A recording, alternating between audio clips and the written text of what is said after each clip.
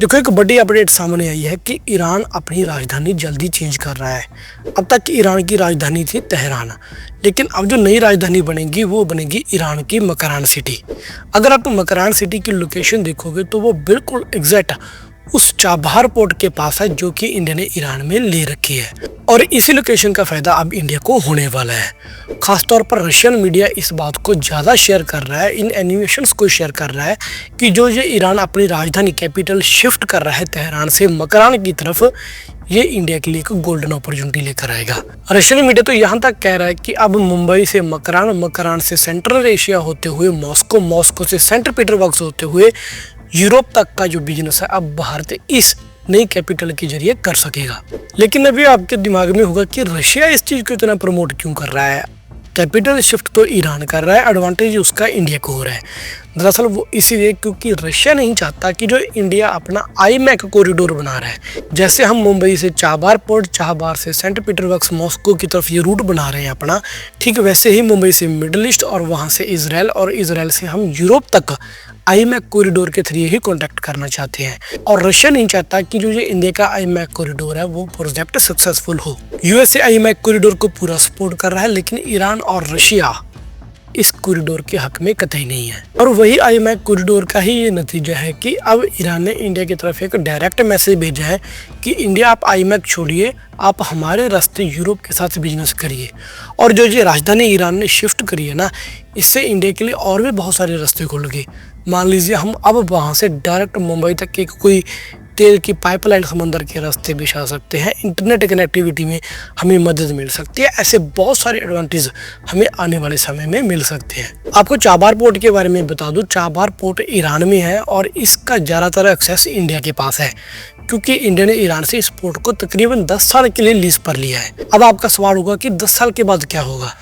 दोस्तों, इसी कॉन्ट्रैक्ट की ये खासियत भी है कि अपने आप ये कॉन्ट्रैक्ट रिन्यू होता जाएगा तब तक जब तक इन दोनों देशों में से कोई एक देश इस कॉन्ट्रैक्ट को ना कर दे।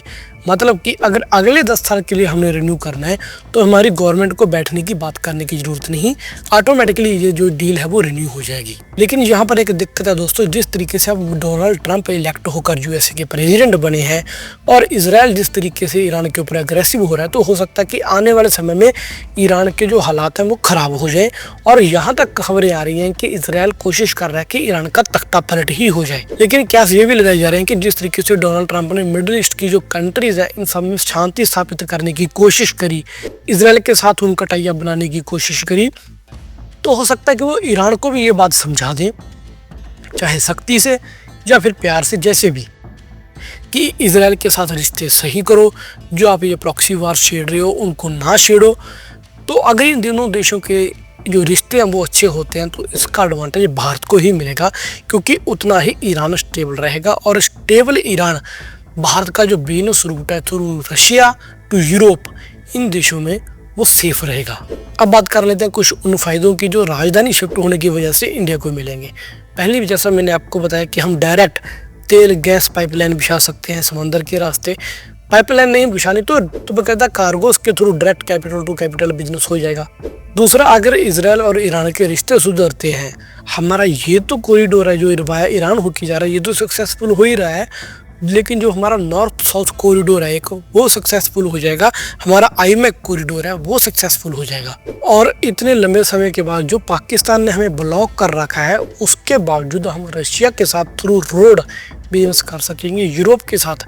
हालांकि बीच कुछ हिस्सा समंदर का हमें तय करना पड़ेगा, लेकिन वही बात जो मैंने पिछले वीडियोस में कवर करी थी कि अगर हम आज पीओके ले लेते हैं और दूसरा जो अफगानिस्तान का बखरान का एरिया जो कॉरिडोर है उसको सेव कर लेते हैं इंडिया अफगानिस्तान की मदद करके, तो हम पीओके से बखरान कॉरिडोर होते हुए अफगानिस्तान और वहाँ से ईरान, ये बिजनेस रशिया यूरोप तक पहुँच सकते हैं। दूसरा, अफगानिस्तान से तजाकिस्तान की तरफ, तजाकिस्तान से ऊपर आर्मीनिया, अजरबैजान से रशिया की तरफ हम थ्रू रोड ही कनेक्ट कर लेंगे। खैर, आपका इस सब के बारे में क्या कहना है कमेंट करके कमेंट सेक्शन में जरूर बताइए। ये कुछ जियोपॉलिटिकल एनालिसिस मैंने आपके सामने रखे, जो बड़ी जी रिपोर्ट सामने आई थी। वीडियो कैसी लगी कमेंट सेक्शन में बता दीजिएगा। मिलेंगे नई वीडियो में, तब तक के लिए मुझे दीजिए इजाजत और please don't forget to like share subscribe our channel. जय हिंद।